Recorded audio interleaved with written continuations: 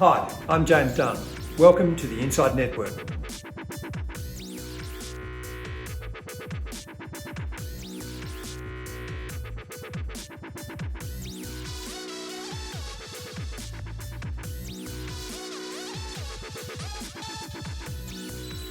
Welcome to INDepth, where joining us today is London-based portfolio manager for Atlantic House Group, Tom Boyle. Welcome, Tom. Thanks for having me. Tom, many advisors are seeking to build client portfolios that can perform well in a wide range of conditions. What advice would you have for advisors who are trying to build those sorts of portfolios for their clients? I think one thing we've seen just in the last 2 or 3 years has been that nothing is constant with regards to diversification. What perhaps people thought would give them diversification before, going through 2022 told us that that's certainly not the case.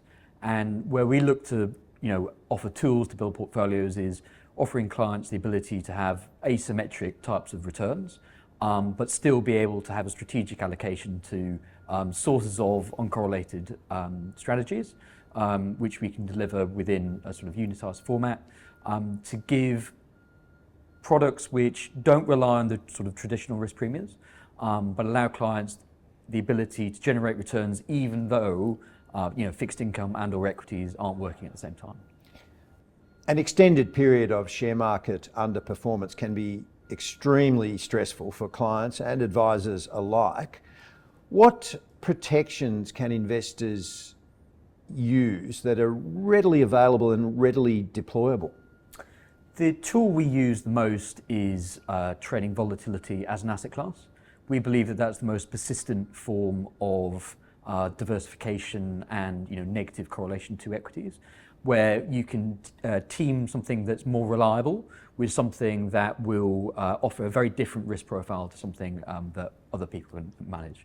We've brought that product to the market in the last 2 or 3 years, and delivering that within a client portfolio which can generate returns even though there might be a steady period of equity underperformance and or fixed income underperformance is something that's really differentiated. Is that because volatility is always present and hiding in plain sight, as it were? Volatility is always present, but also in different ways in different asset classes. So the volatility you might see in equity markets is different to that we see in fixed income markets. Over the last year and a half or so, we've seen a very stable equity market, but fixed income has been much more uncertain, and that's where we've been able to access the opportunities in volatility, more in fixed income than in equities. But go back 3 or 4 years, and that was very, very different. What does your portfolio invest in to achieve all-weather performance with a view to protecting client portfolios against periods of downside risk? How we go about building the portfolio is looking at the distribution of returns and trying to have strategies that target each part of the distribution independent of each other. So we have an allocation within the portfolio to tail risk, which is explicitly buying insurance against large moves in the market, either up or down. So that takes care of the wide end of the distribution. In that sort of first order move where periods of uncertainty are high, but not to the same extent we would consider a tail event, we have a portfolio of trend. And that takes care of your sort of 22 scenario, your 2018 period of scenario, where you have underperformance in a market, but not necessarily associated with periods of very high volatility.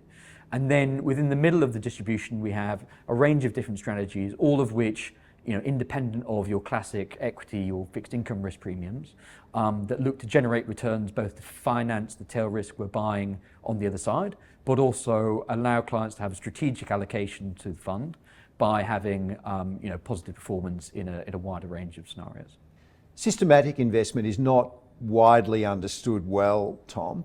What expertise is required to execute a systematic portfolio? Is it a blend of rules, process, human skill, and the technology?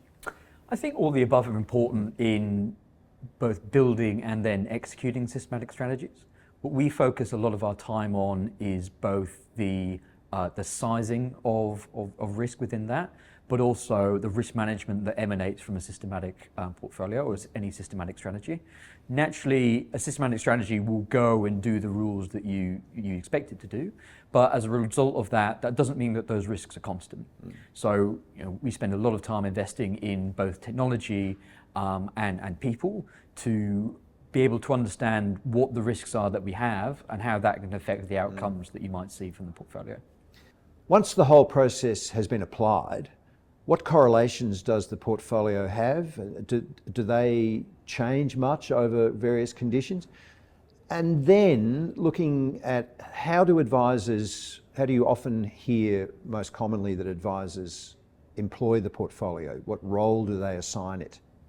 Yeah, so the strategy is called uncorrelated strategies. And since we launched just over 2.5 years ago, we've had a correlation to global equities of just over 0.1. But there's relatively little explanatory power within that. It's more a function of equity markets have gone up, as have we. And we've had quite a negative correlation to fixed income markets, again, because fixed income has underperformed as rates have risen, and the fund has drifted up over that time period. Over time, I'd expect that to be closer to zero on both sides of that, and mainly because there's none of the strategies within the fund are deriving their returns from your sort of typical risk premiums, being long equities and long fixed income. In terms of how we've seen advisors use the strategy, where we've probably taken money from different parts of the portfolio has been either people running high levels of cash and or the sort of lower risk fixed income, investment grade credit and or government bonds. Because when you invest in the strategy invests primarily in US Treasury bills and then executes the different option strategies on top. The return of capital is provided by those Treasury bills, and then the return on capital is provided by the strategies that we have as an overlay.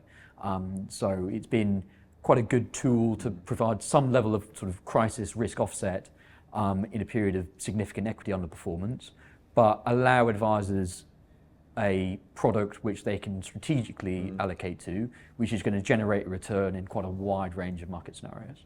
And this very definitely fits in liquid alternatives, doesn't it? It certainly does. The fund deals every day. All of the assets within the fund, options, etc., have very, very deep liquidity. So yes, it definitely sits within that liquid alternative space. This has been In Depth with Tom Boyle from Atlantic House Group. Tom, thank you very much. Thanks.